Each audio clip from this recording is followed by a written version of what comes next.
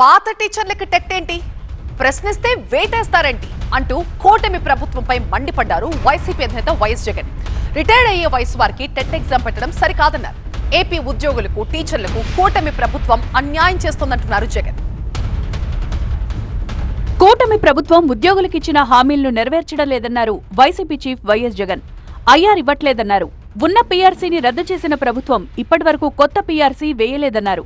ఉద్యోగులకు చంద్రబాబు అన్యాయం చేస్తున్నారన్నారు జగన్.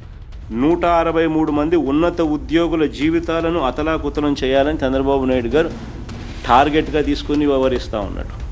ఎన్నికలప్పుడు చంద్రబాబు నాయుడు ఏం చెప్పినాడో ఒకసారి గమనించండి.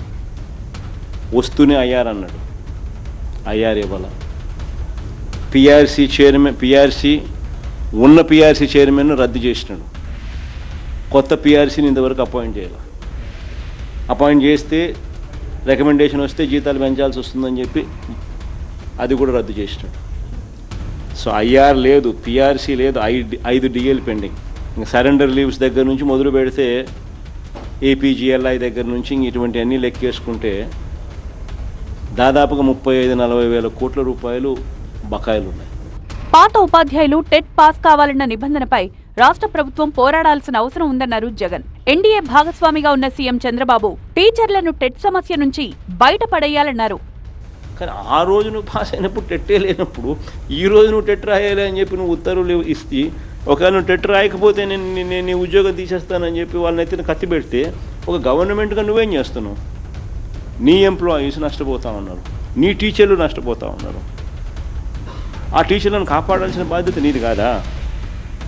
నువ్వు ఎన్డీఏలో భాగస్వామి, నువ్వు పోయి ఢిల్లీలో కొట్లాడాలా. ఎన్డీఏలో నువ్వు పోయి చట్టంలో సవరణ తీసుకొని వచ్చే విధంగా, చట్టం చేసే విధంగా నువ్వు గట్టిగా ఒత్తిడి తీసుకొని రావాలా. హక్కుల కోసం ఢిల్లీ వరకు వెళ్లి పోరాడుతున్న ఉపాధ్యాయులను సస్పెండ్ చేయడం సరికాదన్నారు జగన్.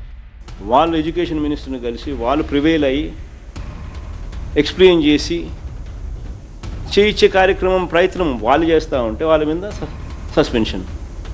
ఎందుకు సస్పెన్షన్ చేస్తాం?